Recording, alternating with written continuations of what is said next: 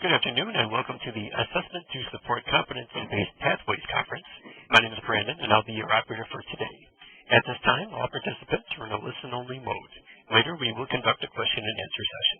Please note that this conference is being recorded, and I will now turn it over to Mr. Andrew Valent. You may begin, sir. Hello, everybody, and welcome to today's webinar. Thank you all for joining us on this invite-only briefing for partners to share a new publication that Achieve recently released alongside the Center for Assessment to share assessment strategies within competency-based systems. I'm going to hand it over to Corey Curl, Senior Fellow for Assessment and Accountability, in 1 second. But before we begin, just a few logistical items. One, for any technical issues with the webinar platform, simply just log out and log back in. If you continue to experience issues, you can hit on your telephone keypad *0 at any time to get in touch with an operator. Participants will be muted for most of the webinar, but we will open up the lines for the Q&A session. So just keep in mind that if you are not speaking, to just put your own phone on mute. If you're having any questions that you simply can't wait for the Q&A, feel free to type them into the chat box, and Corey will attempt to address those during the Q&A session. So with that, I'm going to turn it over to you, Corey. Great. Thank you so much, Andrew, and thank you to all of you for joining today. We're really pleased to have the opportunity to share more about our partnership with the Center for Assessment to really start to dig into some of the big design and implementation and validity considerations that states and districts and others should be thinking through as they transition to assessments that are really built to support competency-based learning environments. And we'll go over a couple of the reasons why such assessments may look quite different than the ones that we've been used to over the past few years. We really value our partnership with all of you, and we really wanted to take some time today with you, our close partners, to really walk through the paper and raise some of these big issues and considerations. I also just wanted to acknowledge that we really anticipate that even though we've tried to address some of the big questions that we've had, that we know that answering these questions just leads to more and more questions.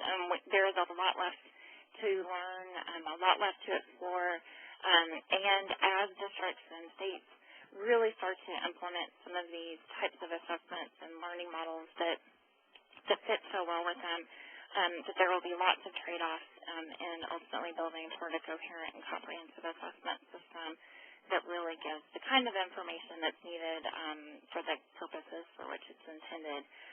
One thing I do want to mention really quickly is that we will really be focused, on this paper and in our conversations with you, that our audience here was really meant to be the kind of district assessment coordinators, curriculum directors in districts or charter management organizations or schools or others that are really moving to a more competency-based system, that as well as the states who are really supporting them.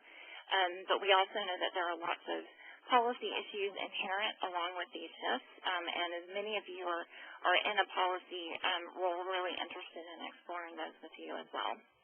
Next slide, please. Just to go over what we're going to focus on today, we're so very pleased to be joined by Chris Domoliski with the Center for Assessment.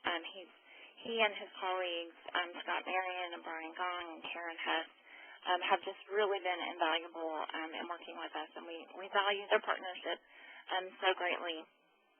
We're going to spend just a few minutes. Chris and I will each share kind of the impetus behind us working together on this paper, kind of why these were issues that were important for us to work together to start answering. I'm then going to share just a little bit about how we at Achieve have really tried to clarify what, particularly summative assessments in a competency-based learning environment, kind of what unique purposes those hold, and what kind of characteristics they have that might distinguish them from other kinds of summative assessments that we've seen over the last decade. And then we're so delighted that Chris is here to really talk to to talk about some of the big design and implementation considerations that district leaders and state leaders would really have as they go about designing and implementing these types of summative assessments. And Chris will also be sharing, the paper goes through a couple of the kind of choices that districts make based on the kind of purpose that they have for assessment in a competency-based learning environment. So the paper illustrates 3 different types of scenarios, and Chris will be sharing those as well. And then finally, the real purpose of the paper of this briefing with you is to engage in some dialogue with you to find out what questions you have that might be able to be answered now, as well as what questions you have that are left to be answered, and how this all applies to the very real state and district context that we have today. So with that, next slide, please. I'm actually going to turn it over to you, Chris. I'd love if you would be so kind as to share, just from the center's perspective, how you and your colleagues have come to be focused on these kind of questions about designing and implementing assessments in a competency-based context, and why this paper was important to you, and then I'll do the same from a TEAS perspective.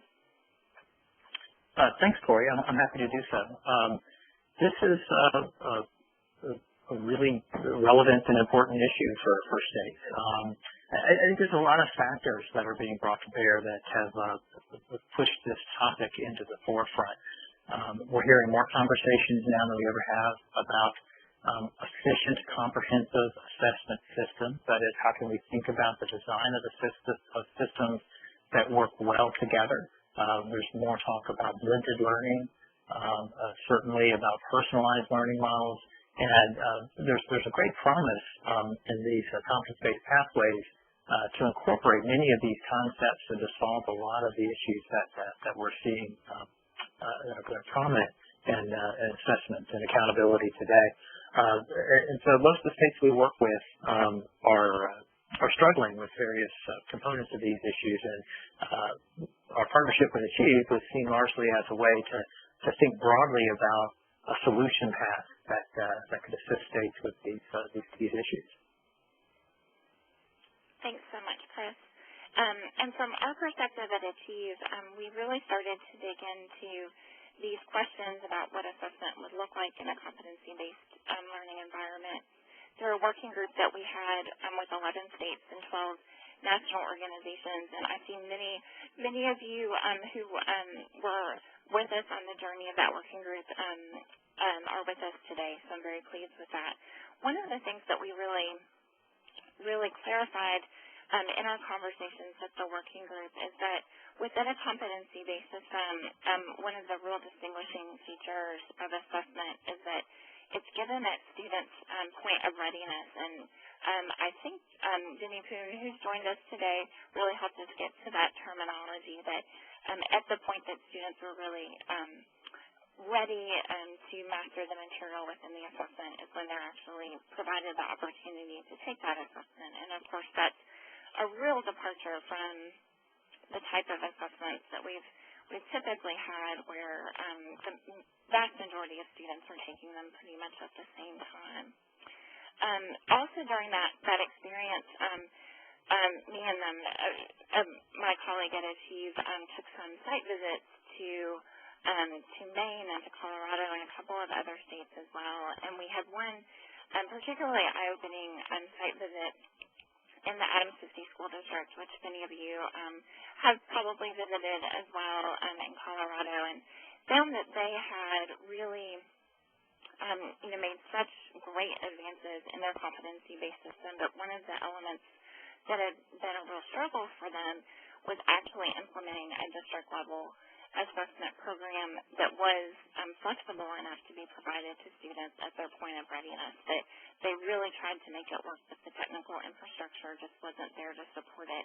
And that really was something that we felt was a really important advance to make within the field to be able to support districts like that in building such systems. Then after the working group, we had transitioned then to what we call the Competency-Based Pathway State Partnership, where we worked with 12 states to really try to support them along various issues in assessment and accountability and graduation requirements, and really wanted to help them in the ways that they support districts in moving toward competency-based pathways. Felt like this kind of information and answering these big questions about what principles of assessment would really need to be modified in a competency-based context to really figure out, as you're implementing it in a system that works very differently than the traditional system, what considerations need to be brought to bear. As everything that we've done in the competency-based context holds true, where we really envision that what it looks like and the path that states and their district partners take along the journey will look very different, recognizing that districts, even if they're all pursuing competency-based systems, will still have different purposes in mind that are very unique based on their priorities and context, what various approaches might be there for them to take. So, next slide, please.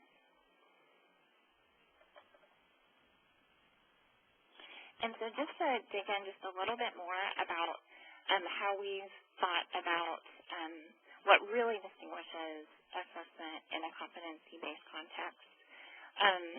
So the first thing that I would really emphasize in the working group that I mentioned that so many of you were a part of, we worked with the group to develop the state policy framework, Advancing Competency-Based Pathways to College and Career Readiness. And it's broken out into various sections, and summative assessment is a section. And we really tried to work with the members of the group to really distinguish what is it about summative assessment in a competency-based context that's really unique. And the framework really lays out two big things that really distinguish it in terms of purpose. And the biggest one is that even though all of the purposes that states and districts might use summative assessments now would still hold, these assessments would also have a really important purpose in validating, as students move through their course of study, really validating that teacher-level determinations that students are ready to move ahead are of high quality and are consistent. So really that validation focus for the system is a really critical purpose. And another really critical purpose is to communicate, to signal through the assessment what a rigorous determination of proficiency or mastery really looks like, to bring about that kind of moderation and comparability across the system that's so needed to ensure equity. So we were so pleased with our work here. We had very broad and strong support for really detailing those purposes, and so that's something we've really tried to emphasize. And next slide, please. And as so many of you know so well, assessment in a competency-based context is also something that looks very different from a lot of the kind of bubble tests that so many of us grew up taking in our educational experiences. They're really designed to really encourage students to apply and extend their knowledge. Again, as I mentioned before, that they're flexible enough to be able to be given to students when they're ready. That, inherent within a competency-based approach is that students are really doing, so they're actually demonstrating their learning. But also providing opportunities for students to have voice and choice in how they demonstrate their learning, to give different options. And of course, just as I mentioned before, as there's going to be such great variation in how districts and states approach their implementation of competency. Different places are going to be emphasizing different pieces of these characteristics at different times, that they are all there. And so wanted to then really ask these questions of, given the unique purpose of validating instructional level determinations, really signaling what determinations of proficiency, mastery, or mastery means, and then given these pretty hardy characteristics, what do states, as they support districts, what do districts really need to be thinking about in terms of the way they design their assessments and the way that they actually carry them out to ensure that we're getting to quality, consistency, and equity and then what does this actually play out in context. So that is the kind of the work and the thinking really leading up to then our partnership with the Center for Assessment and with Chris and his colleagues. And now I'm just very pleased to turn this over to Chris to walk through, in particular, the design and implementation considerations that we've really illuminated through the paper, and to discuss the model illustrations. And then we look forward to your questions and having a robust discussion. So next slide, please, and I'll turn it over to Chris. All right, thanks, Corey. And if I may, I want to start by again emphasizing that I've worked with a team of just first-rate professionals on this paper. My thanks to Corey and Alyssa and Steve, who are our partners in this project, and to my colleagues Brian Gong, Scott Marion, and Karen Hess at the center. So I had the privilege of representing what is very much a team effort in the production of this document. So my hat tip to those good folks. And we learned a lot in the process of putting this paper together. It's a very collaborative process, and we really tried at every turn to keep the audience in mind. We tried to really keep a strict focus on who we were writing to, what we were writing for. And I think it might be a good place to start by saying that we wanted to write to policymakers, people in positions of educational leadership at school, district, and state level, who had a desire to better understand what competency-based pathways are and what the role of assessment is in a CBP model, and what may be some next steps for implementing those models. And as you might imagine when you hear me describe that, it's not straightforward as to how you tackle that in a document that's manageable to consume. So we try to really find the balance between something that we broad enough to really cover the range of topics that we knew we had to capture with such an ambitious target, but at the same time we wanted to be specific enough to really guide next steps and to really help folks to see what it would look like. I think there's a lot of documents out there that are relatively abstract, and we wanted to move beyond that. We wanted people to really be able to see something concrete, and that's one of the reasons why the illustrations were included in the paper. In service to this idea that we didn't want to just have a lot of jargon and broad ideas. We wanted to really play out, well, what would this look like with a few different instantiations? And we tried to be clear that we didn't think that these were necessarily, hey, if we found the answer, these are the models, just go forth and build ones that look just like this. I mean, that's kind of the point of the paper, is that there's a range of approaches in order to realize what would be some disparate but equally valued goals of the CBP model.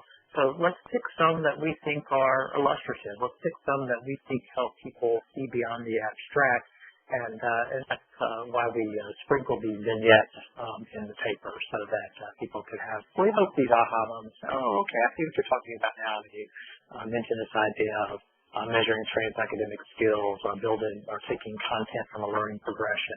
So we hope that was a useful device. But I wanted to share with you a little bit of thinking and a little bit of work that went behind the scenes in the preparation of the paper. I'll only be able to touch on some of it today. We just have a relatively brief amount of time for our conversation today. I want to be quiet as soon as possible so that we can open the lines for Q&A and conversation.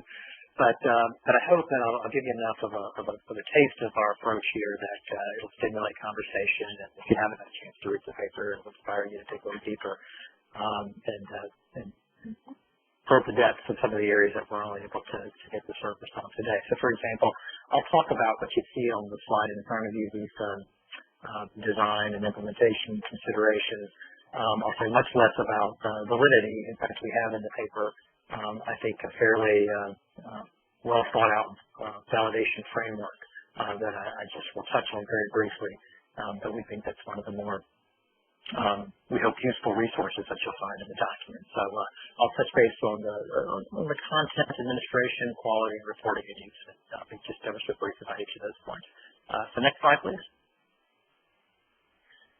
So when we discuss content, it turns out, maybe it won't be a surprise to people on the call, that this idea of just what the heck is a competency isn't straightforward.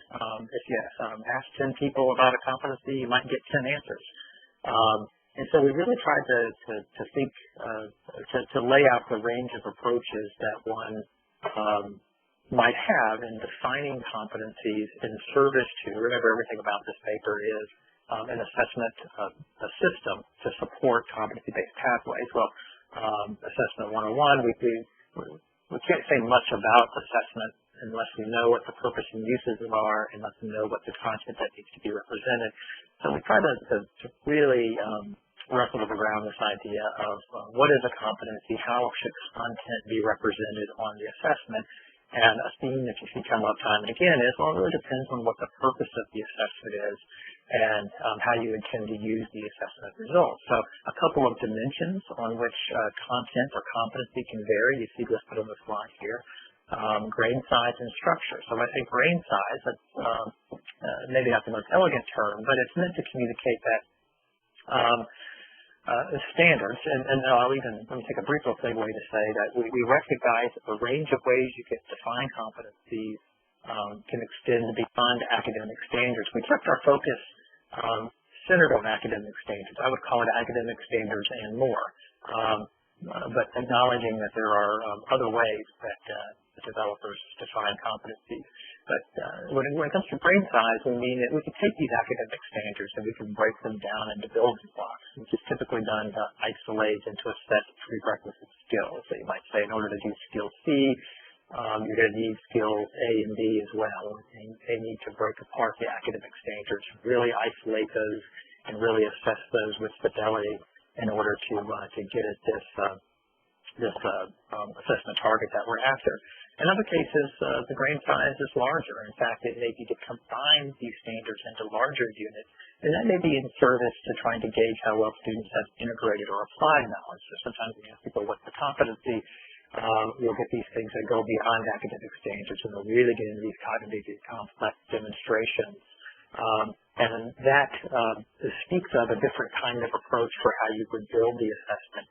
In terms of grouping those standards together, so you're eliciting the kinds of demonstrations that are indicative of what we'll call the standards plus more kinds of demonstrations.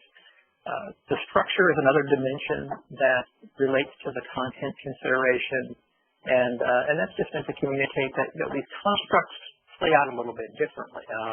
In some cases, you can take content and you can group them by like domain. So that might be an approach that speaks to maybe an assessment module approach. If you say, well, the course is intended to cover skills A, B, C, and D, so we're going to group modules into those things that are related to group A, group B, group C, and group D.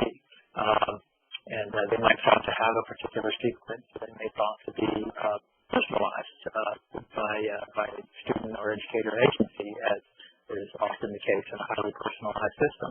In other cases, that sequence might be informed by learning progressions. Frankly, we think that's the more promising approach, where we say, look, we know from research and we know from expertise that these prerequisite skills inform achievement on these subsequent skills, so grouping them in that kind of structure seems sensible. In other cases, you see less discrete, and again, this really varies by the nature of the construct. Language arts would be a good example of this, where largely the knowledge, skills, and ability are relatively stable, but what differs as students develop expertise is that they're applying those KSAs at increasing levels of complexity. So you might say, we're still asking students to do similar things, some determine meanings of words in context, and determine the idea of passages, but what's changing as a student develops expertise is the sophistication of the passages, of the complexity of the kinds of work that they're responding to. So you can imagine a very different kind of structure for a construct like that. They have a structure that has more, that may be amenable to more discrete groupings that can be positioned along the learning progression. So we try to play some of that out in the paper and just acknowledge what some approaches to designing a system of assessments would look like, depending on some of these variables that I've just mentioned briefly. Next slide, please. So the it comes to administration, one way we approached this in the paper was we looked at approaches that varied along the continuum of standardization and flexibility. Again, returning to this theme of designing to fulfill the purpose for the system. We're not suggesting that there's any one right answer here, that the systems all need to be very standardized or all very flexible. And in fact, in most cases, what developers tend to do is try to find the balance between the two. But we wanted to help the reader see where might you want to make decisions that are more on the standardized side versus where might you allow flexibility, and what would be the trade-offs for making those choices. So we see standardized approaches. And when I say standardized, I mean things like centralized development and scoring. Maybe that happens all at a district level as opposed to happening at a school or a classroom level. Those kinds of approaches are better suited for comparability, for test security. They certainly can be time-consuming. They certainly can be resource-intensive. So sometimes those are prohibited dimensions. More flexible approaches tend to permit more personalization. But they require solutions to address consistency and technical quality. So I think our friends in New Hampshire, for example, would acknowledge that while they're working to develop a system that provides a lot of agency at a system, school, and even class level in terms of these assessment approaches, to the extent that comparability is a desired goal, it is. There need to be solutions to address that. And we can talk about that on this call if there is some interest in that, or we try to attend to that in the paper as well. So as I mentioned, developers tend to find a balanced solution that really serves the purpose and uses of the assessment. So for example, if classification consistency or generalizability is the primary goal, then one is going to want a more standardized approach. So if you're saying it's not the claim that I want to make about the student is not that they can just do this one thing in this one context. It's that we want to be able to claim that the student can do multiple things in multiple contexts. And something that we might call, put air quotes around, as a more traditional assessment approach may be promising here, where you want to do domain sampling and you want to be able to support those generalizable inferences. But in other cases, developers are saying it's really more of this integrated applied performance in context is the goal. Maybe a useful example to give that many people are familiar with is something like a doctoral dissertation. It's a very different kind of assessment. Now, people sometimes don't think of it as assessment, but it's a performance demonstration. There's no claims of comparability or even generalizability, but it's seen as a demonstration to show that the student was able to do these things in this context to support these claims. So I've characterized the two ends of an extreme, and I think the answer in most cases lies somewhere in between. But hopefully that'll be useful to illustrate sort of a range of approaches and the claims that each is intended to address. Next slide, please. Pardon me. So in quality considerations, we lay out 4 dimensions that we think are important to attend to. I don't think this is the universe, but we try to cover what we think are the core issues here. I spoke a moment ago about content, so I won't say more about that. When it comes to precision, that's always an emphasis of test developers, particularly when the primary purpose is to classify the learner with respect to a threshold. It's important that those assessments provide precise information near the performance target. So, for example, it may be of interest to design an assessment system where you have these multiple checks along the way that the student is ready to move on to the next step in the sequence. That was a point that Corey spoke to earlier in the call. So the primary ask of each assessment in a structure like that is did the student meet the, quote, good enough standard? Can we accurately classify the student as having mastered the prerequisite skills, for lack of a better word, and do we have a high level of confidence that they're ready to achieve successfully on the subsequent knowledge and skills? So again, you can imagine that the precision that we're asking for an assessment like that is a precision of classification accuracy. However, we have a very different ask if, for example, we were designing an assessment for growth, where we really need, if we're asking how much has the student grown between the first administration and the second administration, the second, third, then we need that precision to play out along the full range of the scale. Low floor, we need a high ceiling, we need an adequate level of precision along the full range. And so a developer would approach the design a bit differently in that regard. When it comes to administration and scoring, I spoke a bit about that when on the previous slide when we were talking about standardization and flexibility. But the point that we try to elicit in the paper is that in any system, administration and scoring follows well-documented procedures and quality assurance measures such as good training, audits, qualification procedures, and the like. The more of those kinds of pieces are in place, the more confidence we can have in the integrity of the outcomes. And of course, no conversation about quality is complete without an acknowledgement of the primary role that fairness and accessibility play. And certainly every assessment must integrate efforts to mitigate barriers so that students can show what they know. To the extent that anybody is systematically advantaged or disadvantaged, then the assessment falls short of its goal. So we speak to that to some extent in the paper as well. Next slide, please. In terms of reporting and use, one of the questions we wrestle with quite a bit, and I think it continues to be one of the most prominent issues in designing effective assessment systems to support a competency-based pathway framework, is how do we combine these assessments to support a decision? So a common decision is a successful course completion. And certainly in this assessment environment where we're hearing pushback and opt-out and assessments are regarded as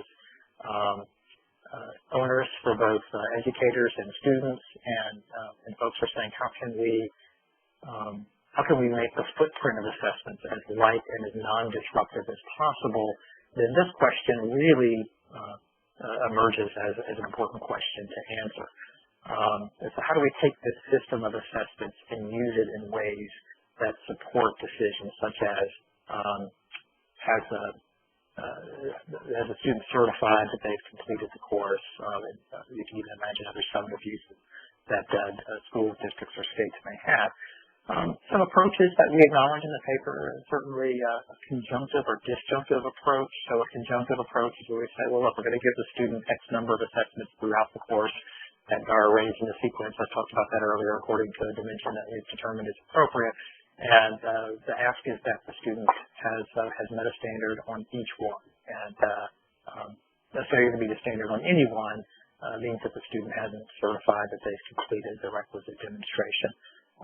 Another approach would be a disjunctive. You would say any demonstration of success. That might be the kind of thought that would prevail if you thought that what you're looking for is a demonstration of the student's best work, particularly if we're talking about a competency that emerges in terms of complexity or expertise throughout the course. You say, well, the student will be assessed X number of times, and what we're looking for is their best demonstration or to show that they've mastered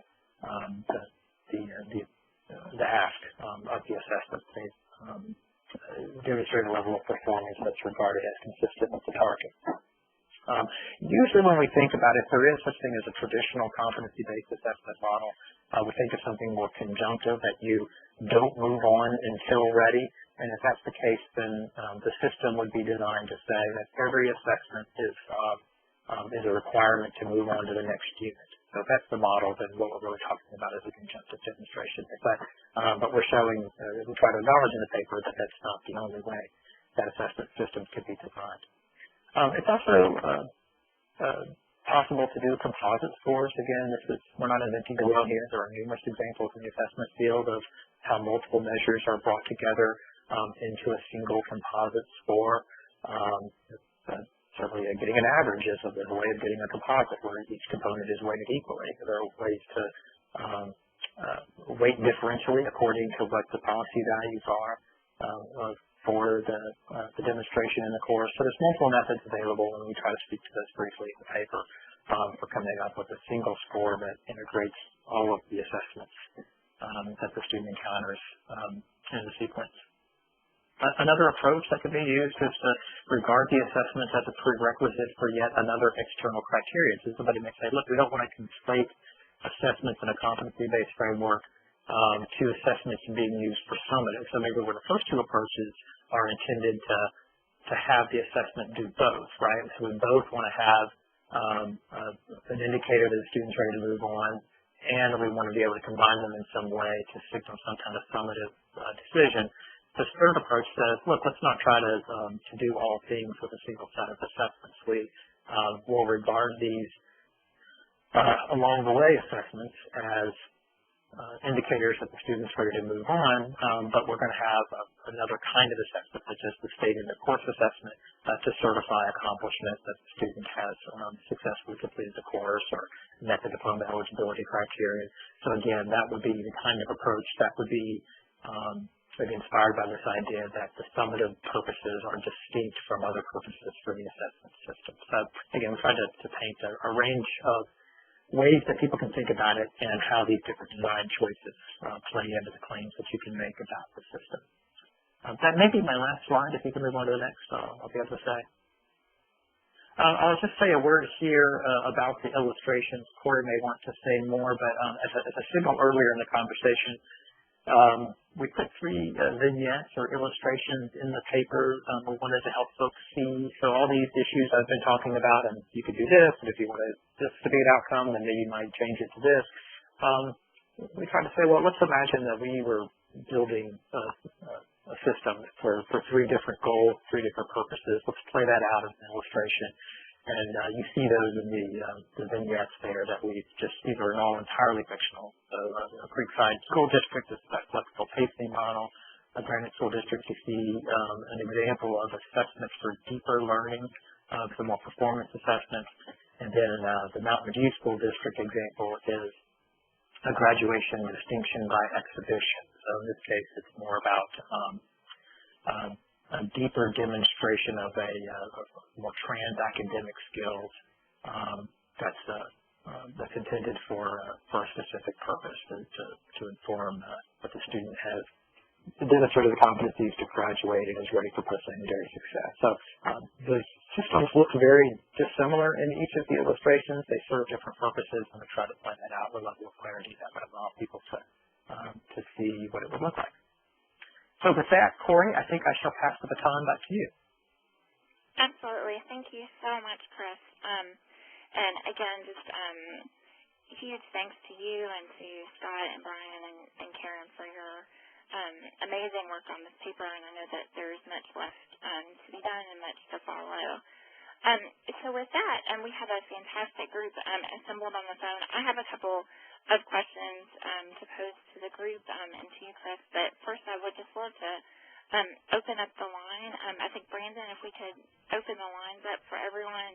And just as Andrew said, at the top of the hour, we are going to just make all the lines open at once, and so if you would be so kind as to keep your phone on mute when you're not speaking, that would be perfect.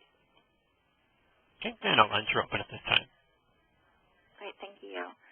So first I would love to see, does anyone have any specific questions to Chris or to me and my colleagues at Achieve before we begin? We'd love to get your questions on the table or comments as well.